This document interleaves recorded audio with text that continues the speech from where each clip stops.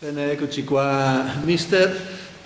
Possiamo anche concederci un sorriso, insomma, per come è andata a finire.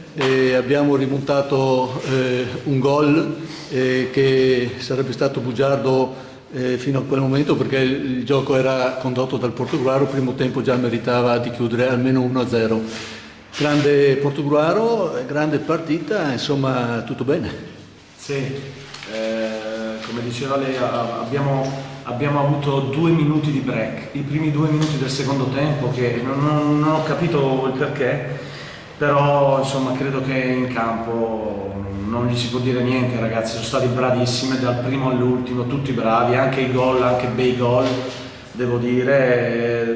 Penso che chi è venuto a vedere la partita oggi si sia divertito. Sì, grande pubblico, c'era anche la televisione, ricordiamolo, chi vuole può andare a vedere sul digitale terrestre canale 606. Mi è sembrato un Montello un po' rinunciatario, è perché ha fatto troppo pressing il Portogruaro?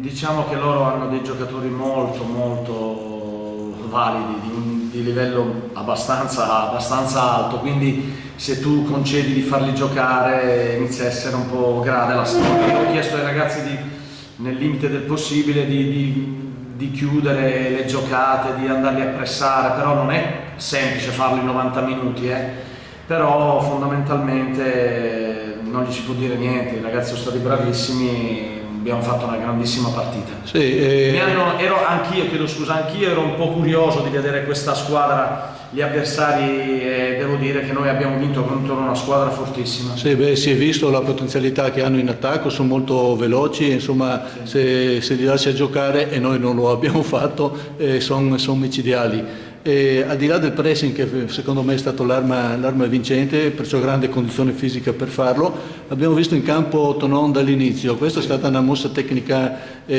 nuova, insomma.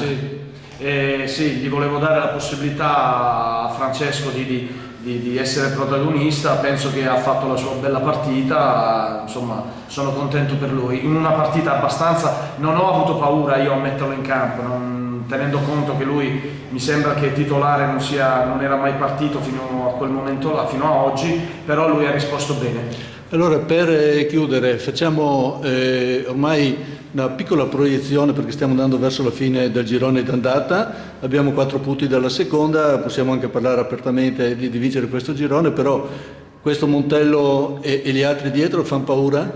Il Montello è una grandissima squadra, poi dal mio punto di vista oggi, a parte che non era una partita determinante, perché ne mancano tantissimi ancora, e noi dobbiamo essere bravi ad azzerare lo strumento, oggi festeggiare, ma già da martedì sul pezzo pensare all'Ovis, che sono gli avversari della prossima settimana, quindi non dobbiamo pensare di aver vinto niente, perché al momento sì, abbiamo vinto una partita contro una squadra fortissima, però insomma abbiamo ancora tante battaglie.